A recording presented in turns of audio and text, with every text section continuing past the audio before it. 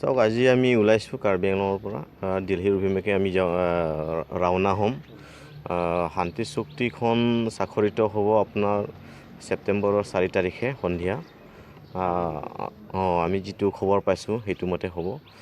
আৰু এইটো সন্দৰ্ভত আমি এইটোৱে ক'ব বিচাৰোঁ যে আমি বহুত সুখী, কাৰণ দীৰ্ঘদিনীয়া যিটো কাৰ্বি আংলঙৰ ৰাজনৈতিক যিটো নেকি সমস্যা বা যিটো নেকি পলিটিকেল ক্ৰাইচিছ, সেইবোৰ মানে অতি শীঘ্ৰে সেইবোৰ সমাপ্ত হ'বলৈ গৈ আছে।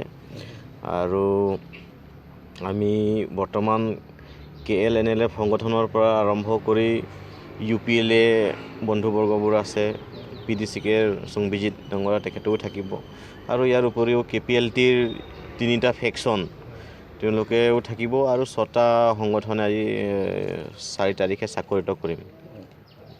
দিল্লীত ক'ত হ'ব? দিল্লীত আমি যিটো জনামতে গৃহ মন্ত্ৰালয়ত হ'ব।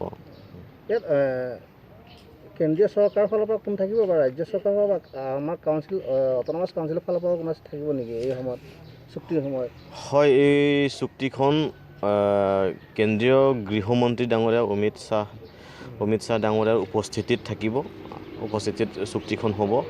আৰু ৰাজ্য চৰকাৰৰ পৰা মাননীয় মুখ্যমন্ত্ৰী ডাঙৰীয়া ডক্টৰ হিমন্ত বিশ্ব শৰ্মা ডাঙৰীয়া তেখেত থাকিব, আৰু আমাৰ কাৰ্বি আংলং স্বায়ত্ত পৰিষদৰ পৰাও তেওঁলোকৰ মুখ্য কাৰ্যবাহী সদস্য তেখেত অংশগ্ৰহণ কৰিব বুলি আমি গম পাইছোঁ ইতিমধ্যে।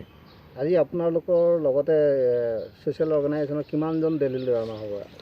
দিল্লীলৈ ৰাওনা মানে আমি প্ৰত্যেকটো সংগঠনৰ পৰা 25জন প্ৰতিনিধি ৰাওনা হ'ব। ইয়াৰে 2-1জন ছ'চিয়েল অৰ্গেনাইজেশ্যনৰ মানুহ আছে আৰু 2-1জন মিডিয়াৰ মানুহ আছে। গোটেই লৈ প্ৰায় 162জনমান হৈ যাব লাগে। সকলো ৰাজ্যলৈ বা লিডাৰসকলৰ বা ছ'চিয়েল অৰ্গেনাইজেশ্যন লিডাৰ বা কৰ্মকৰ্তা আৰু আমাৰ যিটো 6টা সংগঠন বিষয়ববীয়া আৰু কৰ্মকৰ্তাসকলক এইটোৱে অনুৰোধ যে কাৰ্বি আংলং ৰাজ্যৰ কাৰণে যিটো আমি স্বাক্ষৰিত কৰিবলৈ গৈ আছোঁ, আজি 1 তাৰিখ আৰু 5 তাৰিখে আমি দিল্লীৰ পৰা কাৰ্বি আংলঙলৈ ঘূৰি আহিম।